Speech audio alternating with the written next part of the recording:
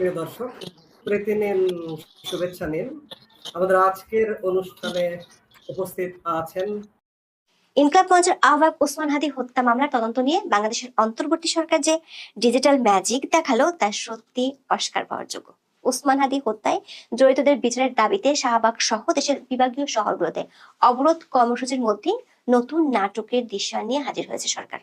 এতদিন ধরে পুলিশ দাবি করে আসছিল অভিযুক্তদের অবস্থানের কোনো তথ্য নেই তাদের কাছে। স্বরাষ্ট্র উপদেষ্টা বলেছেন একই কথা, তবে হঠাৎ করেই বদলে গেল দৃশ্যপাট। শাহবাগের অবস্থান কর্মসূচিতে পরিবেশ উপদেষ্টা সৈয়দা রিজওয়ানা হাসান গিয়ে বক্তব্য দেওয়ার কয়েক ঘন্টা পরে বদলে গেল পুলিশের ভাষ্য। ঘটা করে সংবাদ সম্মেলন ডেকে জানানো হলো হাদি হত্যায় জড়িতরা সীমান্ত পেরিয়ে পালিয়েছেন ভারতের মেঘালয়। কোন কোন রুট ধরে কিভাবে পালানোর ঘটনা ঘটেছে সেসবও তুলে ধরা হয় সাংবাদিকদের সামনে। একই সঙ্গে হামলাকারীদের সহায়তার অভিযোগে ভারতের দুজনের গ্রেপ্তারের খবর দেওয়া হয়। তবে এই খবর প্রচারের কিছু সময়ের মধ্যেই তীব্র প্রতিক্রিয়া আসে সীমান্তের ওপর থেকে। মেঘালয়ের পুলিশ এবং বিএসএফ সরাসরি উড়িয়ে দেয় বাংলাদেশ পুলিশের দাবি যে দুজনের গ্রেপ্তার হওয়ার দাবি করা হয়েছে তাদের কোনো অস্তিত্বই নাকি খুঁজে পায়নি মেঘালয়ের পুলিশ। এই কঠোর প্রতিক্রিয়ার পর স্বরাষ্ট্র উপদেষ্টা সাংবাদিকদের মুখোমুখি হন, তবে এবার আর শোনা যায়নি ভারতে কারো গ্রেপ্তার হওয়ার দাবি। লিখিত বক্তব্যে উপদেষ্টা শুনিয়েছেন পুরানো কথা, দাবি করেন তদন্তে বহু কিছু পাওয়া গেছে, তবে সেসব এখনই প্রকাশ করা যাবে না। একদিন আগে অবশ্য শাহবাগে গিয়ে সবকিছু জানিয়ে দেওয়ার অঙ্গীকার করেছিলেন জিএমপি কমিশনার। প্রশ্ন হলো সে জানিয়ে দেওয়ার ওয়াদা শেষ পর্যন্ত কেন ঘূর্ণিপাকে হারিয়ে গেল? যেটুকু জানানো হলো সেটাই আবার কেন উড়ে গেল সীমান্তের উপরের তোপে? বিস্তারিত জানতে চলুন যাওয়া যাক বিশ্লেষণে।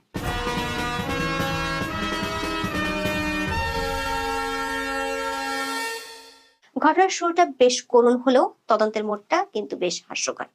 এতদিন বাংলাদেশের পুলিশ ভাইরা আর স্বরাষ্ট্র উপদেষ্টা বুক ফুলিয়ে বলেছেন, ভাই খুনিরা কোথায় আছে আমরা তো তার বিন্দুমাত্র হদিসও জানি না। ইনকলাব মঞ্চের আহ্বায়ক শরীফ ওসমান হাদী হত্যার মূল অভিযুক্তরা এখনো ধরাছোঁয়ার বাইরে। তার অনুসারীরা বেশ কয়েকদিনের আন্দোলন কর্মসূচি শেষে 26শে ডিসেম্বর শাহবাগে অবস্থান কর্মসূচি শুরু করেন। একদিন পর 27শে ডিসেম্বর রাতে জেএমপি কমিশনারকে নিয়ে শাহবাগে যান পরিবেশ উপদেষ্টা সৈয়দা রিজওয়ানা হাসান। দাবি করেন হাদির হত্যায় জড়িতদের সবাইকে চিহ্নিত করা হয়েছে, তদন্তের চূড়ান্ত ধাপ প্রায় শেষের পথে, সব পরীক্ষা নিরীক্ষা সম্পন্ন করে নির্ভুল ও শক্ত প্রমাণভিত্তিক চার্জশিট 7 জানুয়ারির পর দেওয়া হবে। অথচ হাদি হত্যায় জড়িতদের অবস্থান সম্পর্কে এতদিন কোনো তথ্য না থাকার দাবি করেছিল সরকার। এর আগে জুলাই মঞ্চের আলটিমেটামের প্রেক্ষাপটে 21শে ডিসেম্বর সংবাদ সম্মেলন করে স্বরাষ্ট্র মন্ত্রণালয়। সেখানে অতিরিক্ত আইজিপি রফিকুল ইসলাম জানান, হাদি হত্যা মামলার প্রধান আসামি ফয়সাল করিম মাসুদের শেষ অবস্থান কোথায় সে বিষয়ে কোনো তথ্য আইন শৃঙ্খলা রক্ষাকারী বাহিনীর কাছে নেই। ফয়সাল বাংলাদেশের সীমান্ত পার হয়ে গেছেন কিনা নাকি দেশে আছেন সে বিষয়ে সুনির্দিষ্ট কোনো তথ্য নেই। অর্থাৎ পুলিশ তখন অন্ধকারে টর্চ ছাড়া চোর খুঁজছিল। পরদিন স্বরাষ্ট্র উপদেষ্টা জাহাঙ্গীর আলম চৌধুরীও একই দাবি করেন, বলেন হাদির উপর হামলাকারী কোথায় আছে প্রকৃত অবস্থান যদি জানতে পারতেন তাহলে তো ধরেই ফেলতেন। কিন্তু ম্যাজিকটা ঘটলো 26শে ডিসেম্বর শাহবাগে ইনকলাব মঞ্চের আন্দোলন শুরু হওয়ার পর। 27শে ডিসেম্বর রাতে পরিবেশ উপদেষ্টা সৈয়দা রিজওয়ানা হাসান যখন শাহবাগে গিয়ে ঘোষণা দিলেন তদন্ত শেষের পথে এবং সব নির্ভুল প্রমাণ পাওয়া গেছে, তখন হঠাৎ করে পুলিশের স্মৃতিশক্তি ফিরে এলো। রিজওয়ানা হাসান দাবি করেন হত্যাকাণ্ডের কিছু আসামি দেশ ছেড়ে পালিয়ে গেছে, তবে তাদের বিচার এড়িয়ে যাওয়ার কোনো সুযোগ থাকবে না। এ বিষয়ে ভারত সরকারের সঙ্গে কূটনৈতিক পর্যায়ে কথা বলা হয়েছে। ভারত আশ্বাস দিয়েছে বাংলাদেশের অনুরোধে আসামিদের খুঁজে পাওয়া গেলে তাদের ফেরত পাঠাতে সহযোগিতা করবে। একই সাথে জেএমপি কমিশনার এমন জোশ দিলেন যে মনে হলো পরদিন তিনি সব রহস্যের ঝুলি খুলে একেবারে ইন্টারপোলকেও অবাক করে দিবেন। জেএমপি কমিশনার শেখ মোহাম্মদ সাজ্জাদ আলী বলেন, হাদি হত্যার মূলে যারা জড়িত তাদের প্রত্যেকের নাম ঠিকানা উন্মোচন করা হবে। এ ব্যাপারে পরদিন জেএমপি সংবাদ সম্মেলনের অঙ্গীকারও করেন কমিশনার। উপদেষ্টা ও তার আশ্বাসে রাতের বেলা অবস্থান তুলে নেয় ইনকলাব মঞ্চ। কিন্তু পরদিন অর্থাৎ 28শে ডিসেম্বর জেএমপি সংবাদ সম্মেলনে যা শোনালো তা উল্টো হাসির খোরাক তৈরি করেছে। অতিরিক্ত commissioner S M Nazrul Islam দাবি করেন, হাদি হত্যা মামলার প্রধান আসামি ও তার সহযোগী ভারতে পালিয়ে গেছেন। ডিবি পুলিশ খুনিদের পালানোর এমন নিখুঁত বর্ণনা দিল যে মনে হচ্ছিল তারা খুনিদের অটোরিকশার পেছনে জিপিএস ট্র্যাকার লাগিয়ে বসেছিল। পুলিশ জানায় সীমান্তের ওপারে তাদের পালাতে সহযোগিতা করেন ভারতের 2 নাগরিক পূর্তি ও সামি নামের ওই দুই ভারতীয়কে গ্রেপ্তার করেছে মেঘালয় পুলিশ। এতদিন হাদি হত্যাকারীদের অবস্থানের কোনো তথ্য না পাওয়া পুলিশ 28 ডিসেম্বরের সংবাদ সম্মেলনে পালানোর প্রতিটি রুটের খুঁটিনাটি বর্ণনাও তুলে ধরেন। নজরুল ইসলাম বলেন, ঘটনার পর ফয়সাল ও আলমগীর ঢাকা থেকে অটোরিকশায় আমিনবাজারে যান, সেখান থেকে গাড়িতে করে কালামপুরে যান, কালামপুর থেকে আরেকটি গাড়িতে করে ময়মনসিংহ সীমান্তে যান, সেখানে ফয়সাল ও আলমগীরকে গ্রহণ করেন দুজন। তাদের সাহায্যে অভিযুক্তরা সীমান্ত পার হয়ে ভারতের মেঘালয় রাজ্যে পালিয়ে যান। মজার ব্যাপার হলো, এই একই স্ক্রিপ্ট ঘটনার কয়েক ঘন্টা পরে সোশ্যাল মিডিয়ায় সরকার সমর্থকেরা ঘুরিয়েছিল, যা পুলিশ তখন পাত্তাই দেয়নি। বরং দাবি করা হয় অভিযুক্তদের ভারতে পালিয়ে যাওয়ার কোনো সুনির্দিষ্ট তথ্য নেই। প্রশ্ন হলো, শাহবাগে অবস্থান শুরু হওয়ার একদিনের মাঝেই কি পুলিশের সামনে সব প্রমাণ হাজির হয়েছে, নাকি কোনো চাপের মুখে বক্তব্যে এসেছে পরিবর্তন?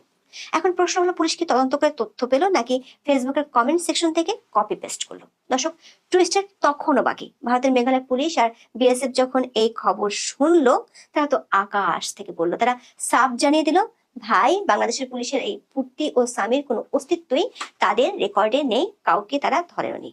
বিএসএফ আয়োজিত সরাসরি একে ভিত্তিহীন ও বিভ্রান্তিকর বলে উড়িয়ে দিলেন। অর্থাৎ বাংলাদেশের পুলিশ যাদের গ্রেপ্তার হওয়ার গল্প শোনালো, ভারতের মাটিতে তাদের কোনো জন্ম সনদই খুঁজে পাওয়া গেল না। বিএসএফ এবং মেঘালয় পুলিশের বরাতে ভারতের সংবাদ মাধ্যম জানায়, জিএমপির দেওয়া তথ্য অসত্য, অভিযুক্তদের ভারতে পালানোর কোনো তথ্য নেই, এমনকি দুজন ভারতীয় গ্রেপ্তার হওয়ার তথ্য ভিত্তিহীন।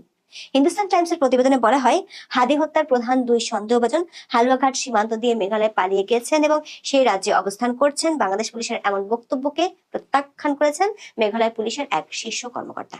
বাংলাদেশ পুলিশ বিষয়টি নিয়ে আনুষ্ঠানিক বা অনানুষ্ঠানিক কোনো যোগাযোগ করেনি বলেও দাবি করছে মেঘালয় পুলিশ। বলা হয়, পূর্তি বা সামি নামে কাউকে মেঘালয়ের কোথাও শনাক্ত করা হয়নি, এ নামে কেউ গ্রেপ্তারও হয়নি। ভারতীয় কর্তৃপক্ষের সঙ্গে কোনো ভেরিফিকেশন বা সমন্বয় ছাড়াই এমন দাবি তোলা হয়েছে বলেও দাবি করা হয়। অন্যদিকে মেঘালয় বিএসএফ ইন্সপেক্টর জেনারেল ওপি উপাধ্যায় বাংলাদেশ পুলিশের দাবিকে ভিত্তিহীন ও বিভ্রান্তিকর বলে উড়িয়ে দেন। জানান, হালুয়াঘাট থেকে সন্দেহভাজনদের আন্তর্জাতিক সীমান্ত অতিক্রম করে মেঘালয়ে প্রবেশের কোনো প্রমাণ নেই। সবকিছু প্রকাশ করে দেওয়ার অঙ্গীকার পূরণ করতে গিয়ে পুলিশের ভাবমূর্তির 12টা বাজানোর দায় কে নেবে, সেই প্রশ্নের জবাব আপাতত নেই।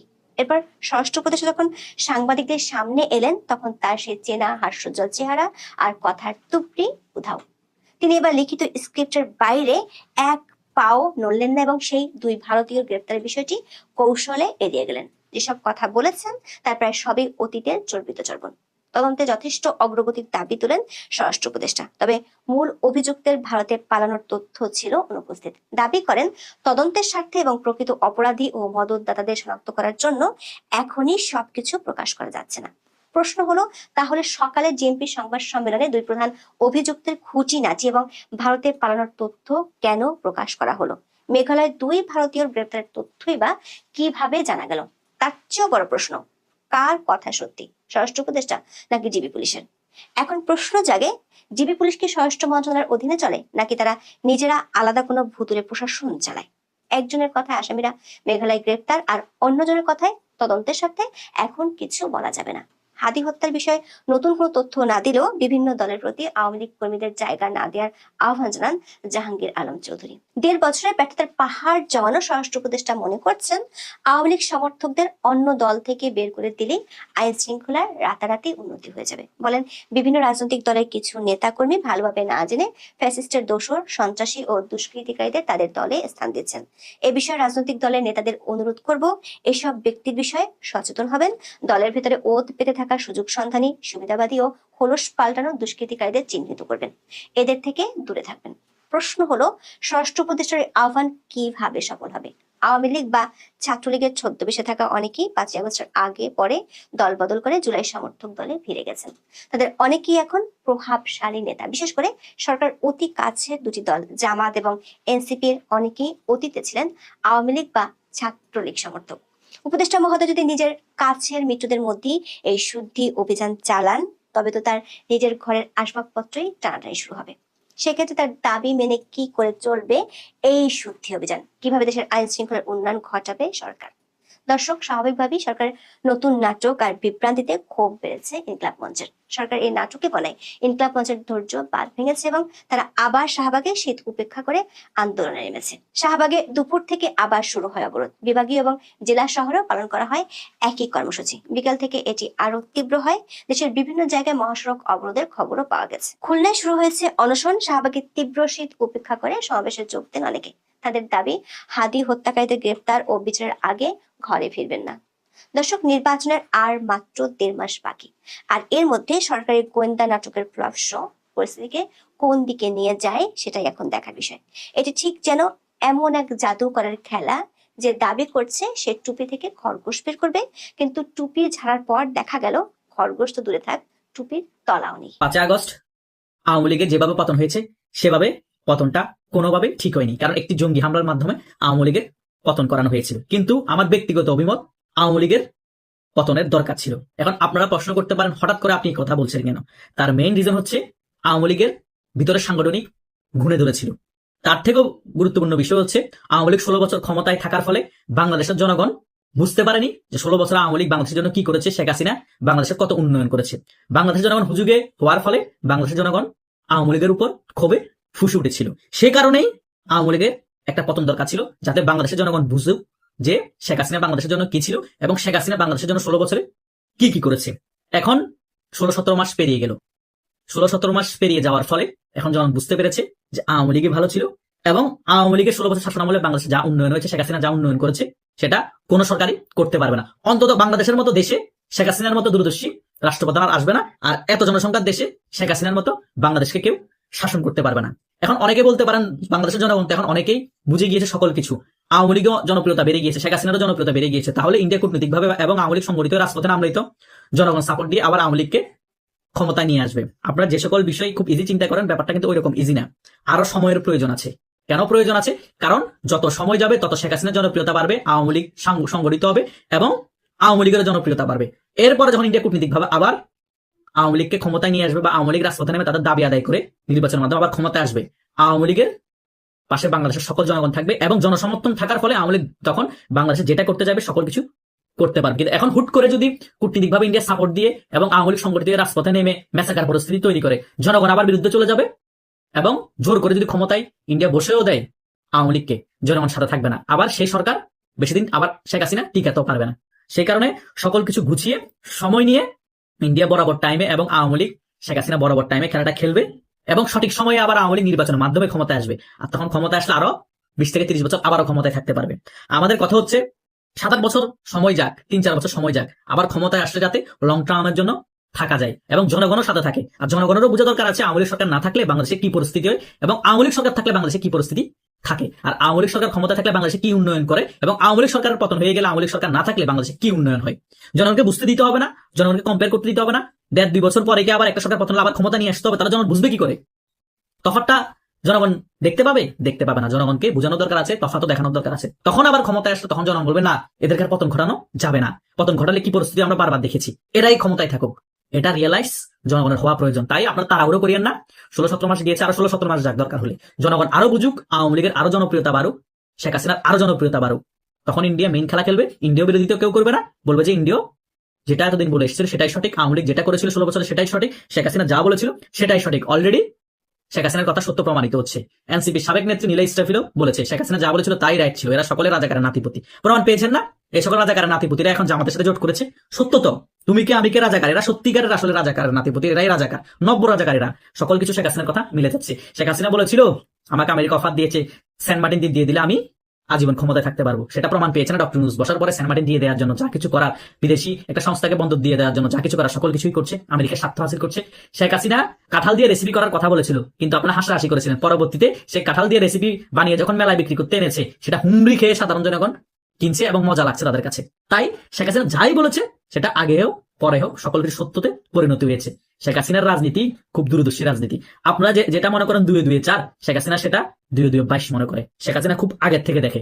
কথা বুঝেন নাই? শেখের বেটি বলে কথা, স্বাধীনতার স্থপতির বেটি বলে কথা, জাতির জনকের বেটি বলে কথা। কথা বুঝেন নাই?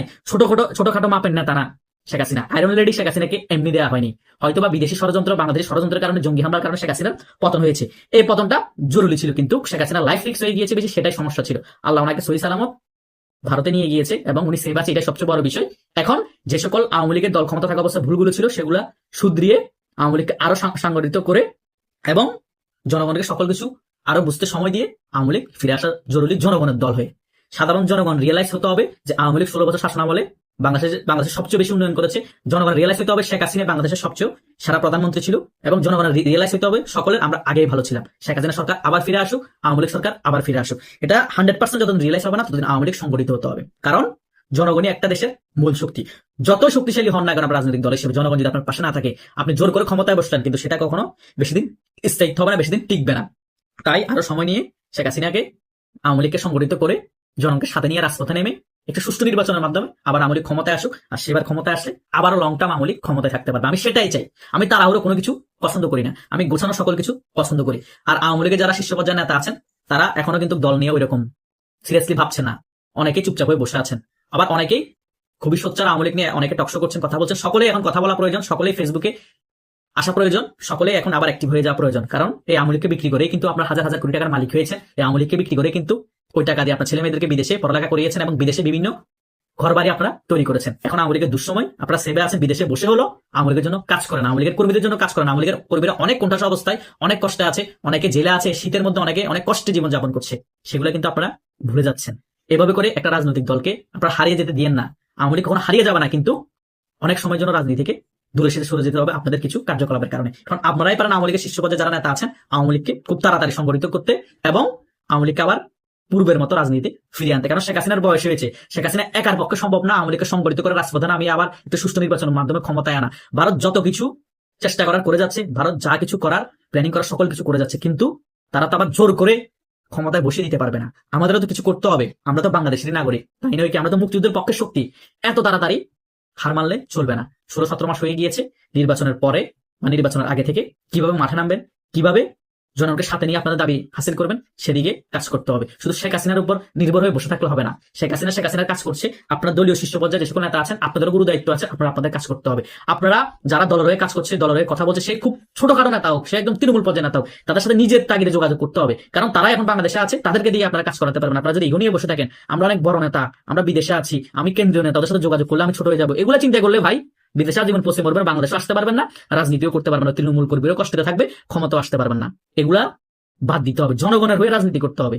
জনগণের রাজনীতি না করলে, কর্মী বান্ধব রাজনীতি না করলে দলেরই ক্ষতি, নিজেরও ক্ষতি, আর দল ক্ষমতাও আসতে পারবে না। যত ইন্ডিয়া সাপোর্ট দেয়, যত রাশিয়া সাপোর্ট দেয়, কথা বুঝে না, অন্যের উপর নির্ভর হয়ে কখনো রাজনীতিতে কামব্যাক করা যায় না, ক্ষমতাও ফিরে পাওয়া যায় না। আশা করছি সকল বিষয় আপনারা বুঝতে পেরেছেন। আপনাদের যদি কোনো মতামত থাকে কমেন্ট করে